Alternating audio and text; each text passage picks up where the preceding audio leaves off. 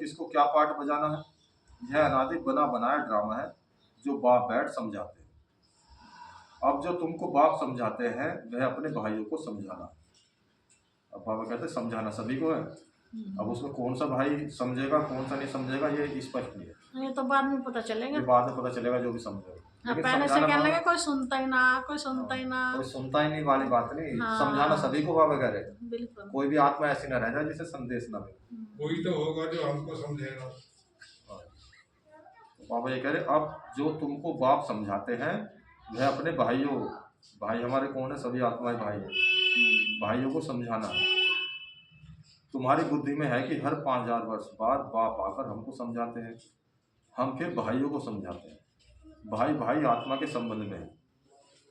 बाप कहते हैं इस समय तुम अपने को अशरीरी आत्मा समझो। है भल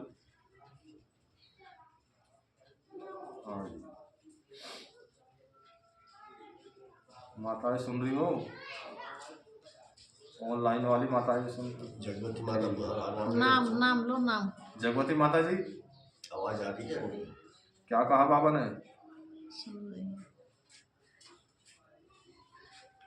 गदनपुरा से श्यामा माता जी।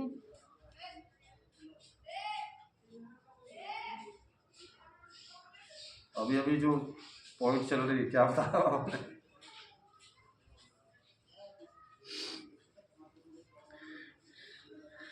हाँ जी, गदनपुरे वाली माता जी भी सुन रही है। दो है गदनपुरा से। अच्छा, और ये जगवती माता जी हाँ सुन रही हो जगवती माता जी? तो क्या कहा बाबा ने अभी अभी? चलो रिपीट कर दो, नहीं याद है तो। हाँ, आपस में भाई भाई को समझाना है। अब बाबा कहते हैं इस समय तुम अपने को अशरीरी आत्मा समझो। आत्मा को ही अपने बाप को याद करना है पावन बनने के लिए। आत्मा पवित्र बनती है तो फिर शरीर भी पवित्र मिलता है। अब बीच बीच में ऐसे पूछने से क्या होता है, बुद्धि चलती है, टेंशन रहता है, और टेंशन रखना है। आत्मा पवित्र बनती है तो फिर शरीर भी पवित्र मिलता है। आत्मा अपवित्र तो जेवर भी अपवित्र। जैसा सुनना होगा जेवर भी तो ऐसे ही बनेगा ना, जैसी आत्मा होगी इससे तो शरीर भी ऐसे मिलेगा। नंबरवार तो होते ही हैं, फीचर्स एक्टिविटी एक न मिले दूसरे से। नंबरवार सब अपना अपना पार्ट बजाते हैं, फर्क नहीं पड़ सकता एक का पार्ट ना मिले दूसरे से। बाबा एक हर आत्मा का अपना अपना पार्ट है। बाबा कहते हैं नाटक में वही सीन देखेंगे जो कल देखी होगी। जो सीन चल रही है ना नाटक में, जो हद के नाटक है उसमें भी कितनी बार रिवाइज कर लो वही सीन दिखाई देगी। ऐसे ही बेहद का नाटक है, वही सीन रिवाइज हो रही है। यह फिर बेहद का और कल का ड्रामा है। कल तुमको समझाया था, कल का ड्रामा नहीं, कल जो समझाया था आज फिर वो समझा रहे हैं। कल तुमको समझाया था, तुमने राजाई ली, फिर गवाई राजाई। बाबा कहते हैं आज फिर समझ रहे हो राजाई पाने लिए। आज भारत पुराना नरक है, कल नया स्वर्ग होगा। तुम्हारी बुद्धि में है अभी हम नई दुनिया में जा रहे हैं, श्रीमत पर श्रेष्ठ बन रहे हैं। श्रेष्ठ जरूर श्रेष्ठ सृष्टि पर रहेंगे। यह लक्ष्मी नारायण श्रेष्ठ है तो श्रेष्ठ स्वर्ग में रहते हैं, जो भ्रष्ट है वो नरक में रहते हैं। यह राज तुम अभी समझते हो।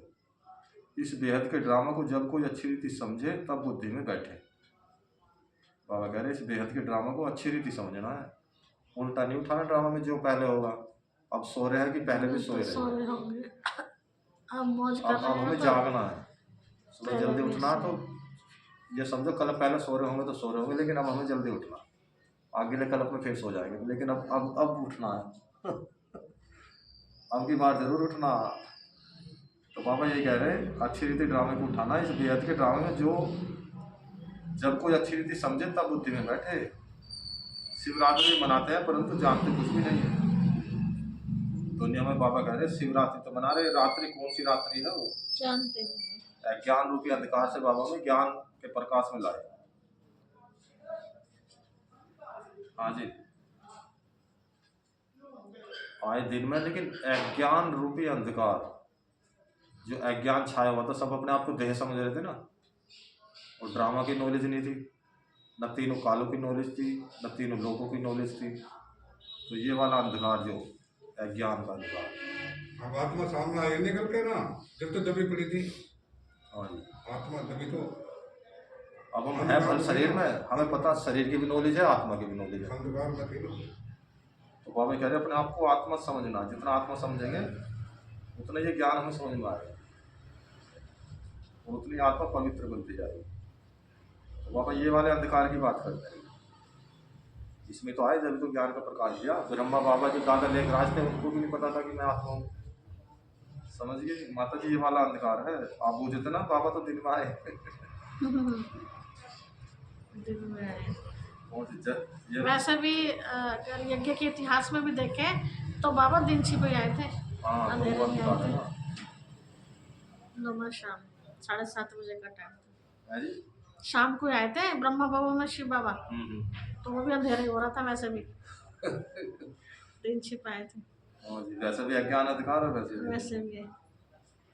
और वैसे भी देखो बाबा शाम को ही तो आते हैं, वैसे भी हाँ शाम को ही आते है हैं। ना, बाबा मतलब मिलन में। जो होता है शाम को हाँ, होता है। अंधेरा हो जाता है पूरा हाँ। जब आते हैं। कभी भी सवेरे सवेरे नहीं आए, कभी सवेरे चले तो गए, लेकिन हाँ, आए शाम को। पूरी रात में रहेंगे। हाँ, शुरू में। तो बाबा ये कहते हैं आगे, इस बेहद के ड्रामा को जब कोई अच्छी रीति समझे तब बुद्धि में बैठे।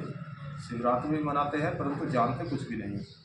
तो अब तुम बच्चों को रिफ्रेश करना होता है, तुम फिर औरों को भी रिफ्रेश करते हो। रिफ्रेश माने साफ सुथरे हो जाते हैं।